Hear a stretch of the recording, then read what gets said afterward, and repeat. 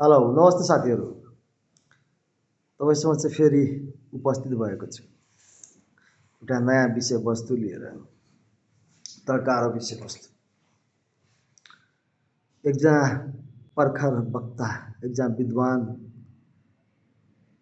भन्नुभएको छ, do what is right not what is easy. त्यो गर जुन सही हो, न कि जुन सजिलो हो।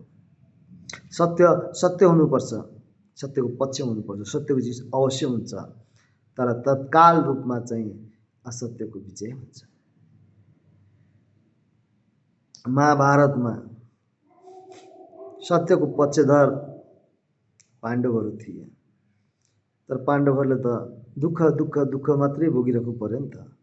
अन्तमा मात्रै विजय प्राप्त गरे नि त। भनौँ अन्तमा मात्र सत्यको विजय भयो नि त। तर पाण्डवलाई त सबैले मान्छन् नि त।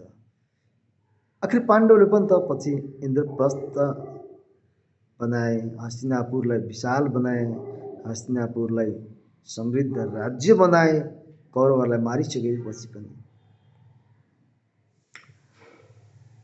त महान त्यही नै हुँदो रहेछ जसले सत्यको पक्ष लिन्छ।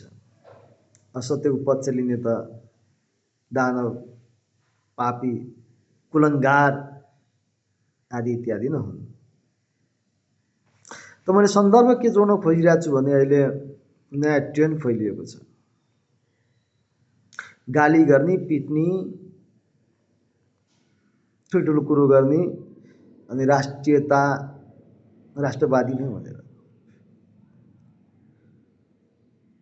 मिडियाबाजी गर्नु, देशलाई कमजोर बनाउने षड्यन्त्र हुँदैछ।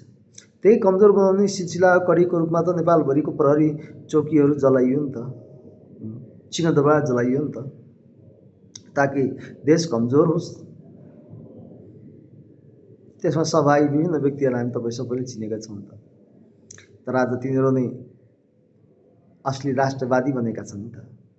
राष्ट्रियताको कुरो गर्दैछन् त उनीहरू नै। र सजिलो बाटो रोजेका छन् नि त। जित हुन्छ पक्कै पनि, उनीहरूको पनि जित हुन्छ, तर क्षणिक समयको लागि। जसरी कौरवहरूले क्षणिक आनन्द लिए, रक्सी खाए, मातिए, अरू घर जलाएर, लासा जलाएर, होइन, लासा गृह जलाएर भन्छन्, पाण्डवले मार्ने प्रयास गरे नि त। रक्सीको नसामा अरू घर जलाएर मातिएका छन्। र केही व्यक्तिहरू तिनीहरूले विजय प्राप्त गरे भनेर यिनीहरूको नै अबको दिनमा राज्य हुनेछ, यिनीहरू नै शक्तिशाली हुनेछन् भनेर उनीहरूकै पक्षमा लागिरहेका छन् नि त। त्यो लाग्ने क्रममा विभिन्न व्यक्तिहरू देख्नु भएन, लाग्दैछन् नि त, होइन, पार्टी परित्याग गरेर लाग्दैछन् नि त, होइन, जित हुन्छ भनेर नि त। त मैले सन्दर्भ चाहिँ यो सन्दर्भमा मैले के जोड्न खोजिरहेको छु भने अहिले देशमा हुन त नेपालमा विभिन्न ठाउँमा दङ्गा भइरहन्छ। हुन्छ नेपाल शान्ति देश हो, नेपालमा दङ्गा हुँदैन होइन, पहिला पनि दङ्गा भइरहेको थियो, पहिला पनि हुन्थ्यो। नेपालगञ्जमा आजभन्दा 20 वर्ष अगाडिदेखि हिन्दू मुसलमानको दङ्गा बेला बेला हुँदै गरेको छ। कपिलवस्तुको चन्द्रौटामा हुँदै गरेको छ। अहिले हालको समयमा 3-4 वर्षको स्थिति हेर्ने भने सर्लाहीमा हुँदै गरेको छ, बिरेनमा पनि सुरु भएको छ, जनकपुरमा पनि बेला बेलामा भइरहन्छ। तथापि अरू देश जस्तो हाम्रो देशमा असहिष्णुता र दङ्गा वर्षौँसम्म चल्ने, महिनौँसम्म चल्ने, गृहयुद्ध जस्तो हुने, एकअर्कालाई मार्ने हुँदैन। तर अहिले त्यही हुन थालिरहेको छ। यो कसले गराइरहेको छ, किन दङ्गा भइरहेको छ सानो सानो कुरोमा भन्दाखेरि त्यही आफूलाई राष्ट्रवादी बनाउँदाहरू, सिंहदार बार जलाउनेहरूले हिन्दू र मुसलमानको विभेद गराएर देशलाई कमजोर पारेर देशमाथि गृहयुद्ध थोपारेर देश कब्जा गर्ने षड्यन्त्र गरिरहेका छन्। त्यही भएर म सम्पूर्ण हिन्दू दाजुभाइ दिदीबहिनी, मुस्लिम दाजुभाइ दिदीबहिनीलाई भन्न चाहन्छु, अहिलेको समयमा एक आपसमा लड्ने समय होइन। हामी एक आपसमा लड्दै गयो भने हामी दुइटैको विनाश हुनेछ। विनाश गर्नतर्फ लागिरहेका छन् केही व्यक्तिहरू, केही तत्त्वहरू। नाम भनौँ भने मलाई नि मारिदिन्छन्, आक्रमण गर्छन्। हुन त उनीहरूले आक्रमण नगरेका होइन, मलाई ज्यान मार्ने प्रयास नगरेका पनि होइनन्, तर सफल हुन सकेनन्, कदापि सफल हुन सक्दैनन्, किनकि तिनीहरू असत्यको पक्षमा छन्, म सत्यको पक्षमा छु। विजय मेरो निश्चित छ, तर कुन दिन विजय हुन्छ त्यसको म प्रतीक्षा गरिरहन्छु। असत्यको विजय बारम्बार भइरहन्छ क्षणिक रूपमा, तर सत्यको विजय अडिग हुन्छ र लामो समयसम्म चल्छ, सबैले जान्ने गरी चल्छ।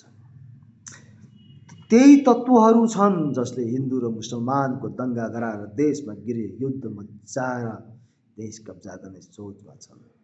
साथीहरू, त्यही भएर म भन्छु अहिले हिन्दू मुसलमान जाति याता वा कुनै पनि कुरोलाई लिएर एक आपसमा युद्ध नगरौँ, एक आपसमा नबाँडियौँ, र त हामीलाई लडाएर त्यही तत्त्वहरूले देश कब्जा गर्नेछ र हाम्रो स्थिति सिरिया जस्तो हुनेछ, इरान जस्तो हुनेछ, इराक जस्तो हुनेछ, अहिलेको युक्रेन जस्तो हुनेछ। हामी कहीँको नागरिक हुने छैनौँ, हाम्रो घर परिवार केही रहनेवाला छैन। अन्त धेरैको घर जलिसक्यो। तैपनि साथीहरू, विनम्र अनुरोध गर्न चाहन्छु, हिन्दू मुस्लिमको झै झगडा अहिले नगरौँ, एक आपसमा एकता कायम गरेर बसौँ। धन्यवाद। जय देश, जय नेपाल।